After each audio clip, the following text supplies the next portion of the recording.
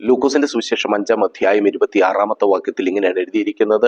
ഇന്ന് നാം അപൂർവ കാര്യങ്ങളെ കണ്ടു. അപൂർവ കാര്യങ്ങൾ എന്നുള്ളിടത്ത് ഉപയോഗിച്ചിരിക്കുന്ന ഗ്രീക്ക് വാക്ക് പാരഡോക്സോസ് എന്നാണ്. അതിന്റെ അർത്ഥം contrary to expectation, remarkable things.